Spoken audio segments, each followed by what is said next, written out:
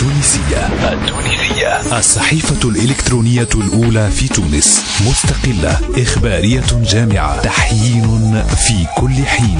زوروها على www.التونسية.com.n.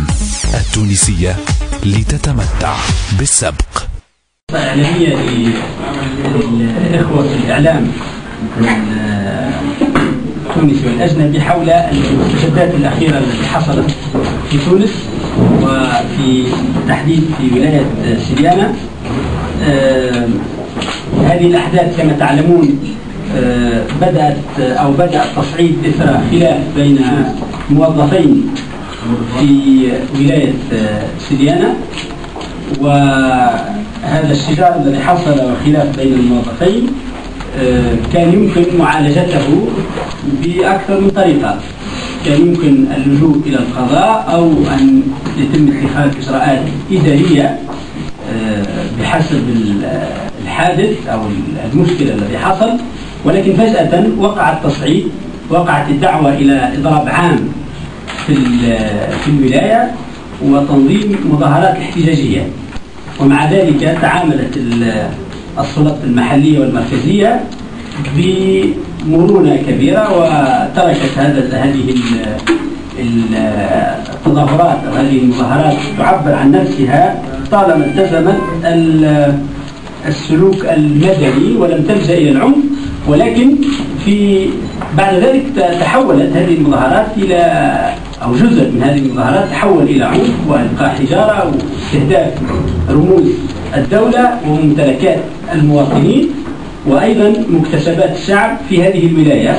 أصبح هنالك حرق وتكسير واستهداف، وحصلت بالتالي مواجهات مع قوات الأمن والجيش، وسقط ضحايا من الجانبين، جرحى من الجانبين مع الأسف.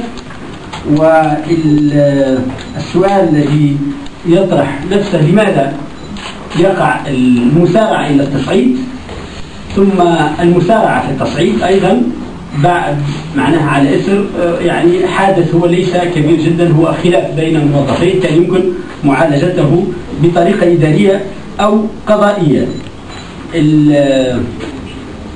من الأسئلة التي تطرح نفسها، هل هذا التصعيد وقد تزامن مع مبادرة مجموعة من الكتل في المجلس الوطني التأسيسي باقتراح مشروع لتحصيل الثورة؟ هل هذا التصعيد له علاقة بهذا المشروع؟ وهل له علاقة أيضا بالتصعيد، أقصد هل له علاقة بتكفل القضاء التونسي بجملة من قضايا الفساد؟ أعلنت الحكومة عن إحالة ملفات فساد، أو لجنة مقاومة الفساد عن إحالة الملفات إلى القضاء.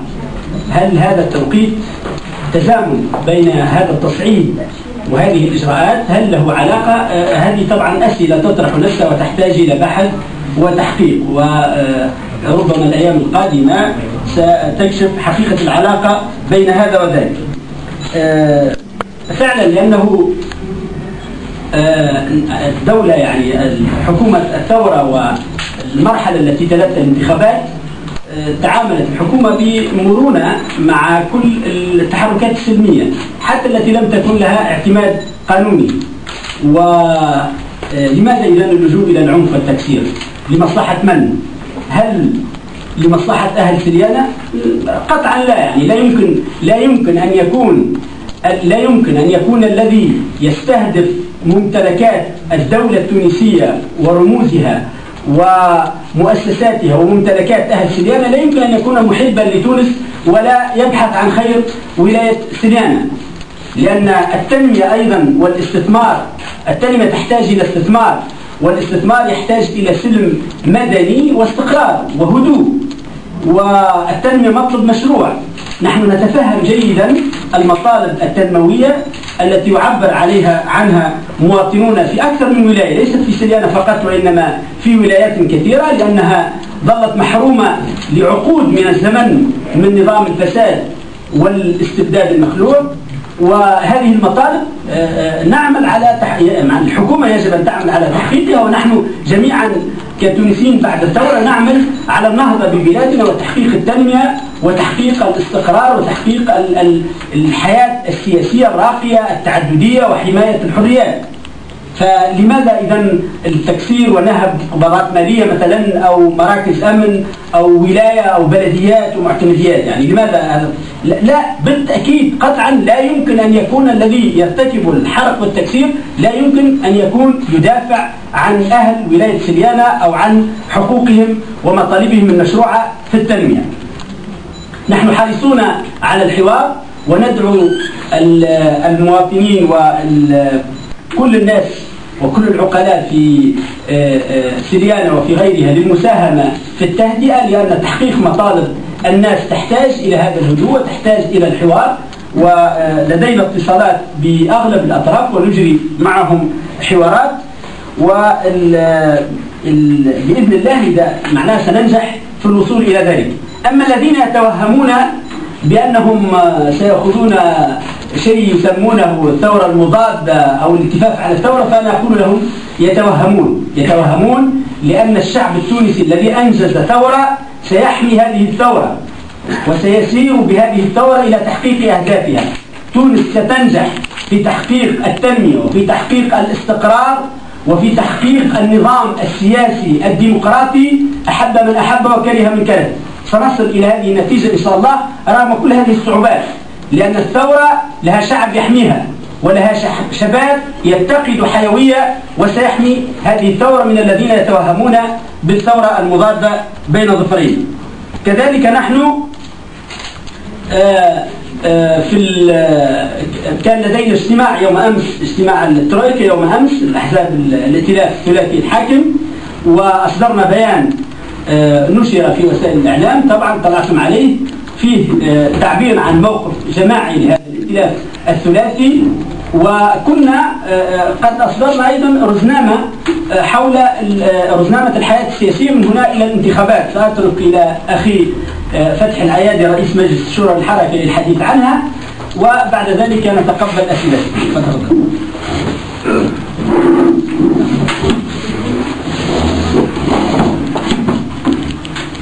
بسم الله والحمد لله والصلاة والسلام على رسول الله. مرحبا بكم جميعا. بداية نريد أن نعبر عن انشغالنا لما حدث في ولاية سليانة، ونريد أن نقول أن سليانة التي كانت مهدا للثورة يراد لها الآن أن تعود، أو يراد لها الآن أن تكون بوابة لعودة الثورة المضادة. ما يحدث في سليانة ليس معزولا عما حدث قبل ذلك، قبل 23 أكتوبر، ما حدث في العدلية، ما حدث في جابس، ما حدث في أكثر من مكان. وفي الوقت الذي كنا ننتظر فيه أن تأتينا ولا أن نتقدم مع الأحزاب السياسية لرسم خارطة الطريق للانتخابات القادمة، للأسف الشديد نلحظ هذا التحرك في ولاية سليانة، وهو كما قلت تحرك ليس معزول.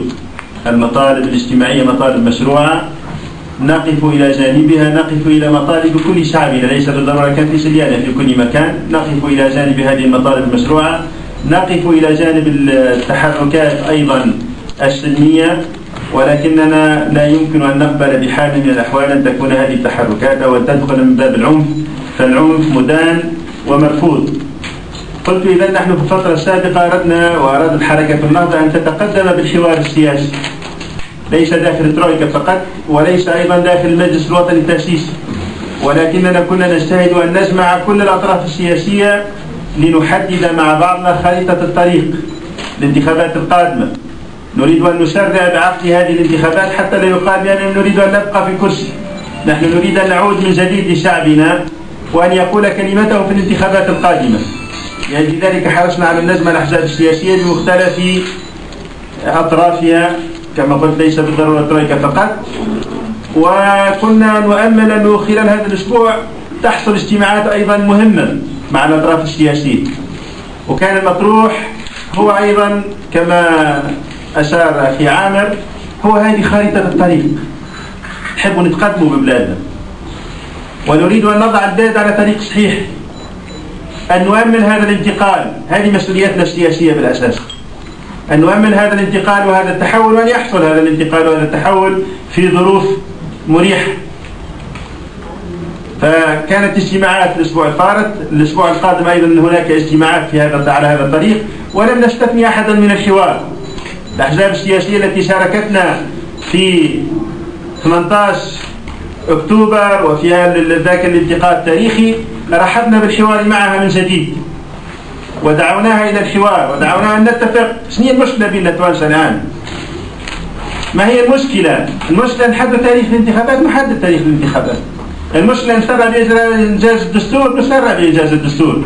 المشكلة أنه أن نرسل برسالة إيجابية شعبنا لن نتقدم، مش قاعدين نتأخر. ولكن للأسف الشديد جاءت رسالة من سليانة، طبعا مش من شعبنا في سليانة، ليست من أهلنا في سليانة، من هذه الأطراف التي تريد أن تعود من خلال شعارات الثورة المضادة. جاءت رسالة تقول اللي احنا ما نشرح بين الحوار، اللي هم ما همش راغبين في الحوار، ما همش أو لا يريدون أن يصلوا إلى لحظة يكون فيها صندوق الاقتراع هو الفيصل بين مختلف الأطراف السياسية. فالحوار مع ترويكا يتعزز، ونريد أن نوسعه مع مختلف الأطراف الأخرى السياسية، وقاعدين نتقدم. البلاد تتقدم سياسيا، وتتقدم أيضا على مستوى تحقيق التنمية، ولأجل ذلك الإنسان لا يفهم هذه التحركات خاصة في شدتها وفي حدتها إلا على أنها محاولة لتمكين هذه الأطراف أن تعود بالساحة إلى حالة من اللا استقرار، إلى حالة من اللا أمن، لأن الاستقرار الأمن ما يخدمش الأجندة نتاعها، عندها أجندة أخرى مختلفة تماما، وعندها أهداف أخرى مختلفة تتأسس على فكرة اللا استقرار، وتتأسس على فكرة اللا أمن، وتتأسس على فكرة ألا نصل لصندوق الاقتراع. ونحن نريد أن نصل بشعبنا إلى صندوق الاقتراع، نريد أن ننتقل وأن يؤمن هذا الانتقال السلمي الديمقراطي في بلادنا، وأن نرد كل شيء لهذا الشعب. الشعب هذا العطاء الشرعية نريد أن نعود إليه في أقرب وقت، في أقرب فرصة، ونسأل الله أن يكون كما قلت قريبا إن شاء الله. نحن مستعدون لهذا الأمر، مستعدون لتطوير الحوار السياسي، مستعدون لتأمين الانتخابات القادمة وأجواء الانتخابات القادمة، ونأمل أن أهلنا في سليانة وفي كل الأماكن ألا يدعوا فرصة للثورة المضادة أن تتسلل الحياة السياسية التونسية وتخرب الحياة السياسية التونسية وتخرب مشروع الانتقال الديمقراطي المستقبلي. هذا تقريبا بإيجاز ما أردت أن أقف عنده حتى نؤطر هذا الحدث في إطاره العام، في إطار الوضع السياسي في البلاد ووضع الانتقال الديمقراطي.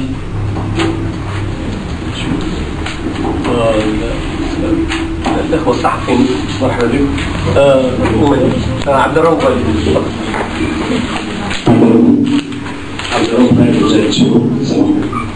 الأستاذ عبد العريض حبيت صوتي برشا. أستاذ عمرو العريض حبيت نسأل 3 أسئلة. الأول علاش ما وقفتش اليوم في المجلس الوطني التأسيسي أثناء تحية العلم الوطني؟ وهل تعتبر معناها ما تعتبروش اللي هذايا زاد استفزاز معناها من الاستفزازات اللي ولينا نشوفوها في الساحه السياسيه؟ النقطه الثالثه حكيت على تخريب في المؤسسات في ولايه سليانه، عندكمش احصائيات على خاطر ما سمعنا لا حتى عمليه تخريب لاي مؤسسه عموميه في ولايه سليانه او خاصه. النقطه الثالثه هي علاش يتم استعمال سلاح محرم دوليا، لانه الرش ولا البارود يعتبر سلاح انشطاري، والاسلحه الانشطاريه ممنوعه معناها في المواثيق الدوليه. علاش يتم استعمال السلاح هذايا في ولايه سليانه لقمع المحتجين؟ النقطه الاخرى، السيد وزير الداخليه يحكي البارح قال اللي السلاح هذايا المدى العملي نتاعه 20 متر. هذا إذا كان بلاستيك، إذا كان معبى بالرش البلاستيك. أما الشيء اللي استعمل في سليانة معبى بالرش الرصاص اللي المدى العملي نتاعه 60 و70 متر، ماهوش 20 متر. وفما ناس اللي ضربت في الظهر، منهم الصحافي نتاع فرانس 24 اللي تضرب في ظهره. هل انه فما نجم نقولوا فما مؤامره في الداخليه على وزير الداخليه ولا على خاطر حتى المعطيات اللي عطاها البارح غلط؟ وشكرا.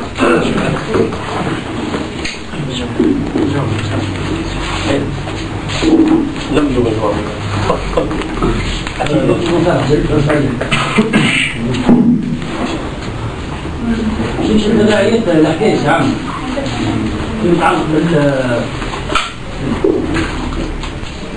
لكن مصعب جديد بسيط وجزء شوية من المسؤول المتعاون التدعيمات رؤوس معنا حتى سياسي معنا تجاه حركة النهضة الأنباء أنهم دعموا الاستقالة على المملكات يكون الروحين والبعثون والمطبوسين. هل حاولت حركة النهضة كحزب أن تتصل أو أن تستوضح من جانبه عملية التنفيذ المنظمين باستعمال أسلحة مثل الرش وغيره؟ أي موقف رسمي لحركة النهضة الذي لها قواعد كثيرة، خصوصا أن أحد الأعضاء وقيل أن هناك من بعد اليوم أعلن استقالته من حركة النهضة، طبعا مش من الاستثناء.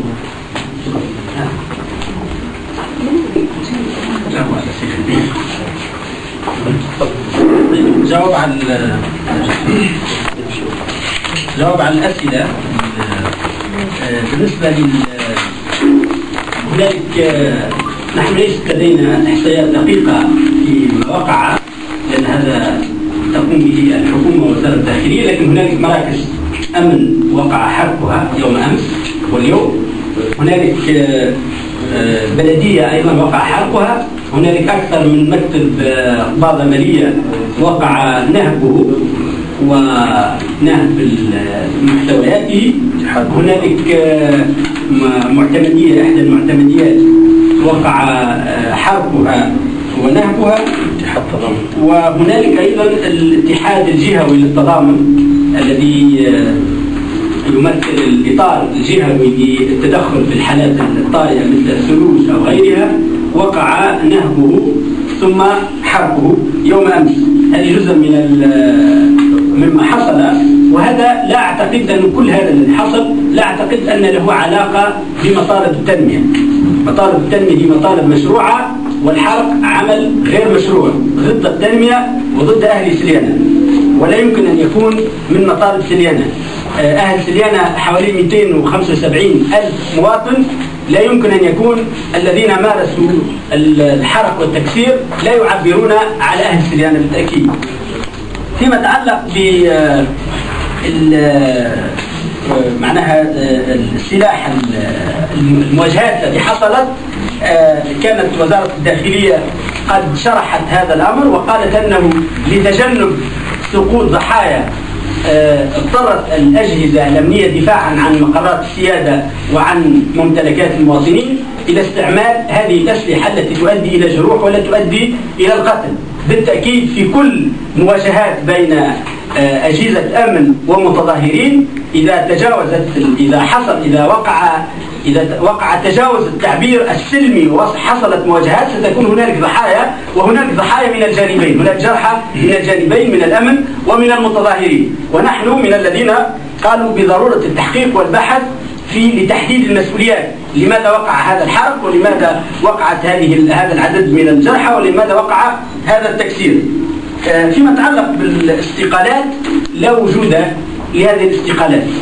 الاستقالات ما هي أخبار هنا وهناك، لكن ليس هنالك أي استقالات من حركة النهضة. شكرا. بالنسبة لليوم معلش ما قلتش شو هذه النشيد اليوم كان نشيد للمزايدة وليس احتراما لا للعلم ولا للوطن، كان للمزايدة، وأنا لا أنخرط في المزايدات. شكرا.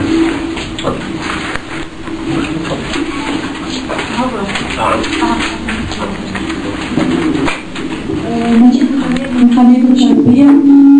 الشرعية الثورية هي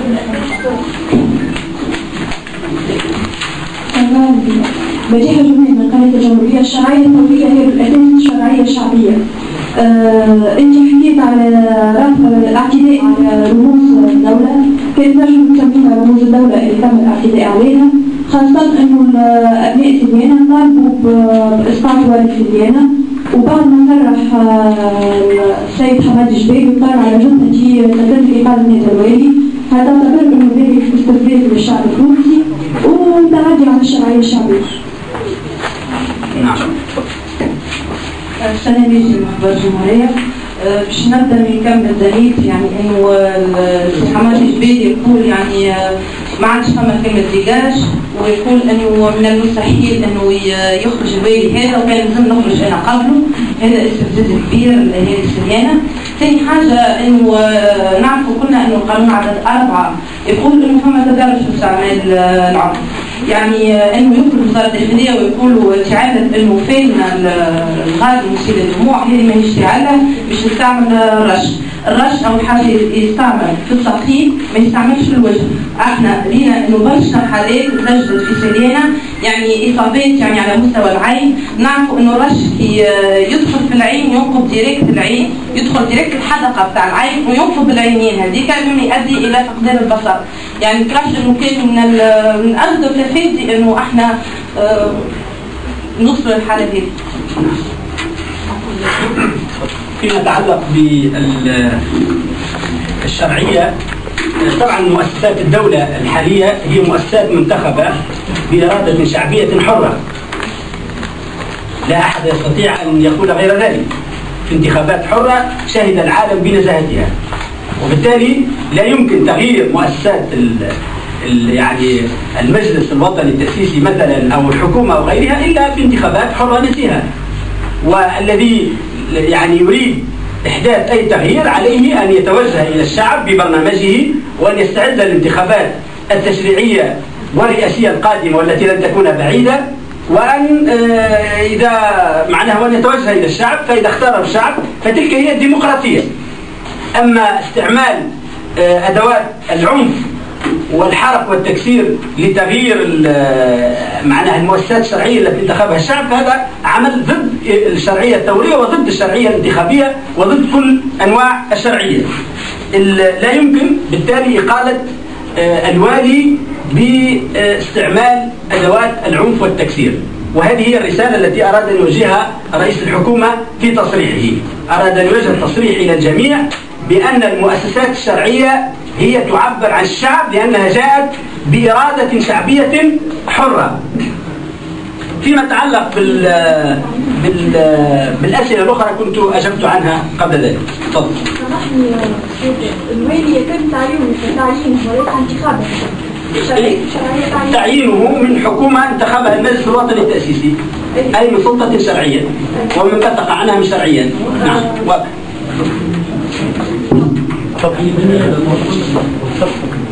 وعندي زي ما عمل على تأكيد لما ورد في كتب الصحاح التصميم السابقة تم اتخاذ كل ما حدث في سيدنا في كلمة واحدة وهي الثورة المضادة أو هؤلاء أو ولا فهل تعتبرون أن من سقط من ضحايا نزاع وعددهم يتجاوز 300 ومثلا حسب إحصائيات جمعية قياداتها كلهم كانوا تقريبا من المساجين السياسيين حسب النظر، وهي جمعية العدالة ورد الاعتبار 264 جريح تم تسجيلهم في شكل رسمي في المستشفى تاعهم في سجانة، و150 امتنعوا عن تسجيل أنفسهم خوفا وخشية من متابعتهم وملاحقتهم من رجال الأمن. هل أن هؤلاء 400 كلهم من أجزاء النظام السابق؟ اختزلتم كل ما حدث في كلمة ثورة مضادة، ولكنكم نعم دعوتم إلى إجراء تحقيق ولكنكم لم تقوموا به. هل كل من رأيناهم في شوارع سؤال أشوف سؤال تفضل. هذا هو السؤال. طيب. هل تعتقد لم أنهي لأن هناك سؤال متفرع من الأول، ويعني هذا لجنة صحفية يعني عندي الحق نعرف عنه. أما السؤال يعني بس لأنه أنا مطلوب مني الجواب وأنت تفضل السؤال كما تريد، لكن السؤال تفضل. طيب هذه الإحصائيات قلت هل تشككون في كون من سقطوا من ضحايا هم أولا كلهم من أعداء الثورة قبل حتى إجراء هذا التحقيق؟ ثانيا هذه الخسائر كما قلتم هي غير مبررة، ومثيلها حدث أيام الثورة، ولم نقل آنذاك أنها من صنيعة أزلام النظام السابق. هل تبرر يعني معناها هذه المعالجة الأمنية، خاصة وأنها أنت قلت يعني بتجنب خسائر وضحايا بشرية، في حين أن هناك 7 حسب طبيب جراح في اسمه في تاع تونس تاع الرئيس، قال 7 فقدوا البصر، ونتمنى أن يكون ذلك عمل وقتي. شكرا. تفضل. كالبسي مجال الصباح.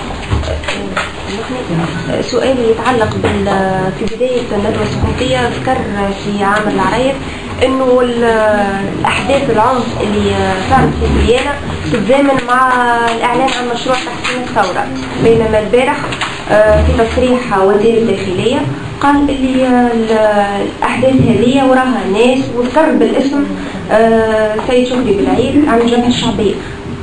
حابين نعرفوا هنا نفكروا شكون وراء الاحداث هذه، على خاطر تحسين الثوره يعني يخفي التجمعين والمقصود كذا نداء تونس، وبينما نحبوا نثبتوا شكون وراء الادله اللي عندكم على يعني اللي هما سببوا في العنف. والسؤال الثاني نحبوا نعرفوا يعني منين جانا السلاح هذايا، وجود من قبل في تونس ما دولة السلاح هذايا. فيما يتعلق بالجرحى الذين نتمنى لهم من الجانبين، يعني كل الجرحى من اي كانوا نتمنى لهم الشفاء والعودة الى سالف عملهم ونشاطهم. نحن لم نتحدث عن الجرحى وقلنا انهم من بقايا، لا، قلنا ان التحركات المدنية السلمية مرحب بها ونتعامل معها بالحوار. التعامل مع كل التحركات السلمية والمدنية كان بالحوار، وما زلنا حريصين على الحوار وعلى التهدئة لتحقيق التنمية، لأننا في مرحلة بناء الديمقراطية، وفي مرحلة تحقيق التنمية، وفي مرحلة معالجة أوضاع صعبة ومعقدة ورثناها عن النظام المخلوع.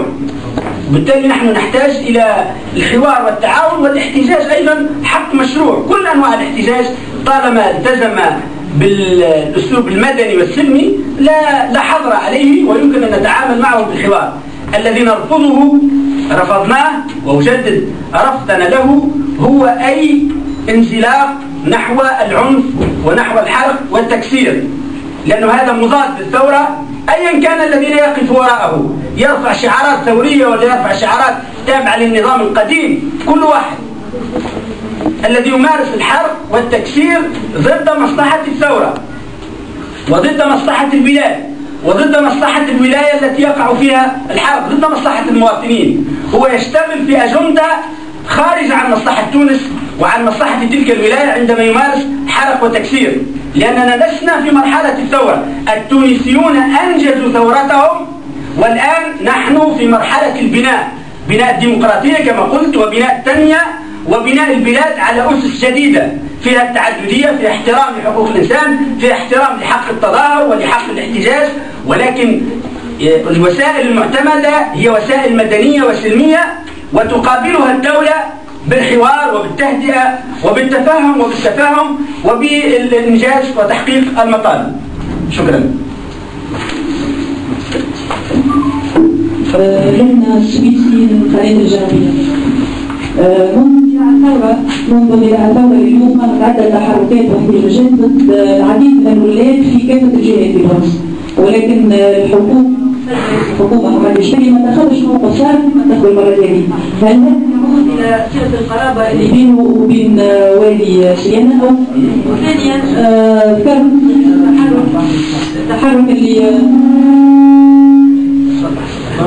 التحرك اللي صار المرة هذه، قلت إنه فما اعتداء على عدة رموز في الحكومة، فما بلغناش شكون الأسامي المعينة للرموز هذول.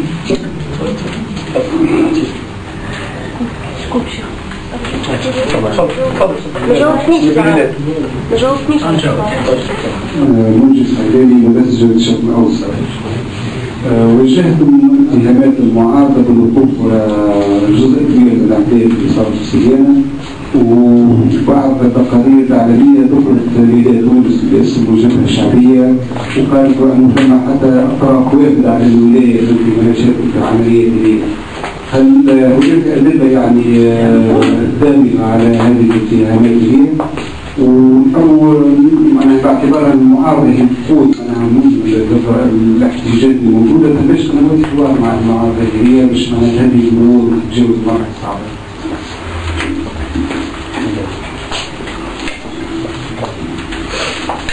يعني نحن لم نوجه اتهامات المعارضة لأنه نجري حوار مع المعارضة.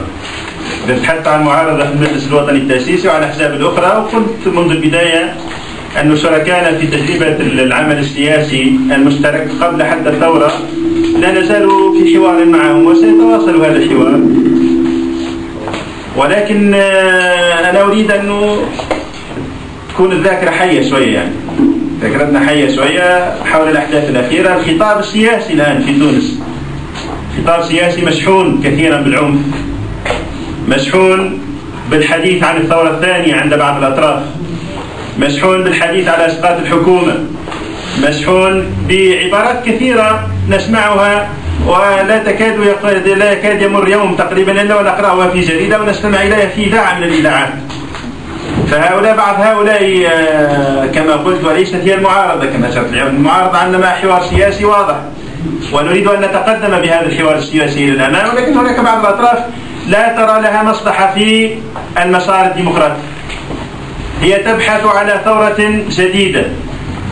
بعضهم يعني خالفه الحظ وقال نريد ثورة مضادة، وللأسف الشديد وقع فيما أراد أن يتجنبه، وهؤلاء من الرموز السياسية في البلاد.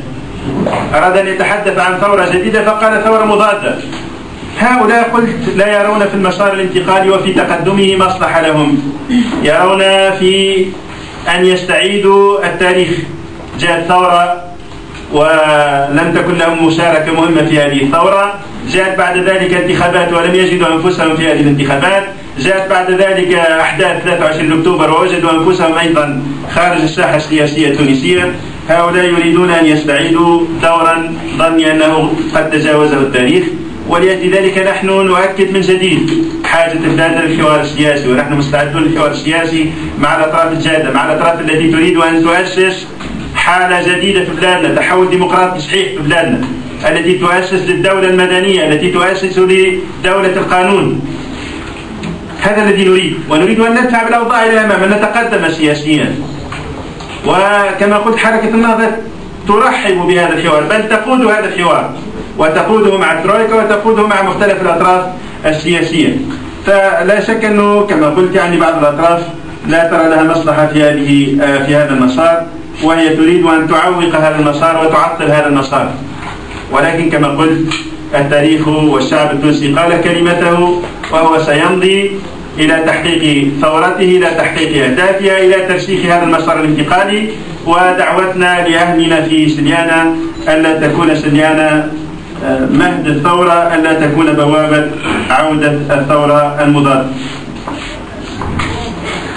فيما يتعلق بسؤال الأخت حول صلة القرابة بين الوالي ورئيس الحكومة، رغم أنها ليست تهمة هذه فهي ليست صحيحة. لا قرابة، لا علاقة قرابة بين السيد رئيس الحكومة والسيد والي سليانة. وقد أصدرت مكتب ديوان رئيس الحكومة بيانا يوم أمس في هذا الموضوع توضيحي، وهذه جزء من الدعايات التي تستعمل لتبرير بعض الأشياء. فيما يتعلق بالقول بأن هنالك عدد من الجرحى لم يسجلوا أسماءهم، وسأل الصحفي خشية ما أدري خشية ماذا، لأنه لم تقع أي اعتقالات، لم تقع اعتقالات. وهذه يعني من الأشياء الملفتة أنه إضراب ل3 أيام وحصلت مواجهات وضرب وتكسير لهذه المؤسسات، ولم تقم الدولة بأي اعتقالات لأنها تبحث عن حلول. الدولة الحكومة الحالية ونحن حريصون نبحث عن حلول وليس عن تأزيم الأوضاع، ونبحث عن الحوار وعن التهدئة، لأن التنمية تحقيق مطالب الناس، التشغيل، التنمية المحلية، بناء الطرقات، بناء المنازل، حل مشاكل العيش، تحسين عيش الناس، عيش المواطن، يحتاج إلى التهدئة ويحتاج إلى التعاون بين الجميع. ولذلك نحن حريصون على الحوار، والتقينا وسنلتقي أيضا بالأطراف خلال هذه الفترة إن شاء الله.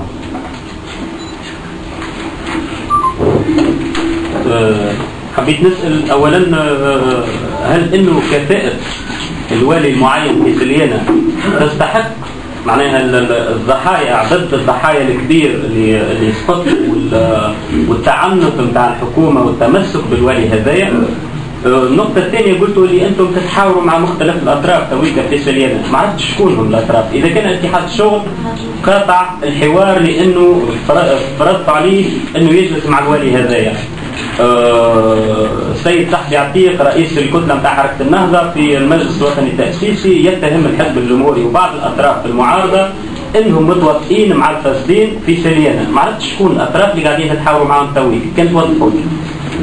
نعم، فيما يتعلق الجرحى الذين سقطوا في المواجهات التي حصلت عندما تعرضت المؤسسات في الولاية والمعتمدية وغيرها إلى استهدفت بالتكسير أو الاقتحام أو الحرق، وليس تمسكا بهذا الشخص أو ذاك.